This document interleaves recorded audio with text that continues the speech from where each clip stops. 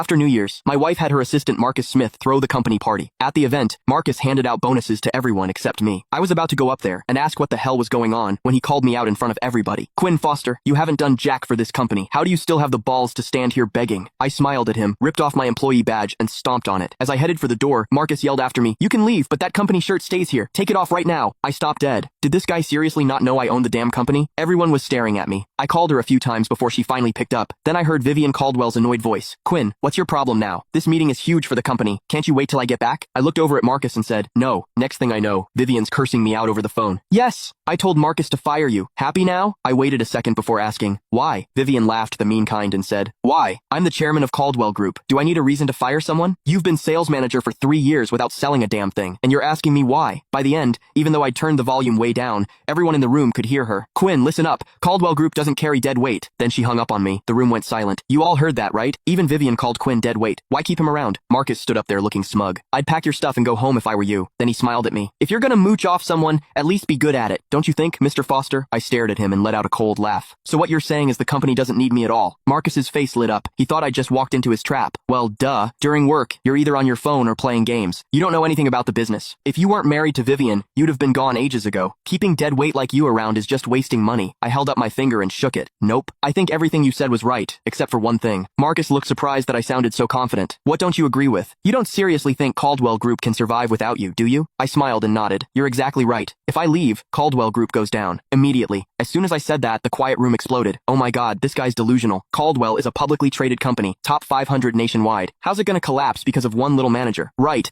This guy just rides on being the chairman's husband. He's been lazy for 3 years, doing nothing but collecting a paycheck. He's disgusting. How do people like this even exist? Pretty boy freeloader just dropped dead already." The trash talk got louder and louder, but I didn't care, because every word I said was true. Caldwell Group went from a tiny nobody company 3 years ago to a publicly traded corporation with over 10,000 employees, and that was all me. Or really, the connections I brought. It had nothing to do with Vivian. Back then, Caldwell Group's founder, Gregory Caldwell, flew all the way from Boston to New York just to beg me to marry his granddaughter, and he had a marriage contract with him. It did have my grandfather's signature on it. I was young and didn't know what love was. I figured if Grandpa set it up this way, he had his reasons. But I never thought that after building Caldwell Group into what it is today, they'd turn around and call me dead weight. That pissed me off. Right then, I decided to confront Gregory Caldwell face to face and ask him straight up if the Caldwell family was planning to screw me over. If he kept Vivian as chairman, I'd have no problem sending the Caldwell family right back to where they were 3 years ago. Wait, just as I turned to leave, Marcus called out, "You're just gonna walk out like that?" I slowly turned back around. "What? You gonna invite me to stay for dinner?" Marcus stared at me with this nasty grin before saying,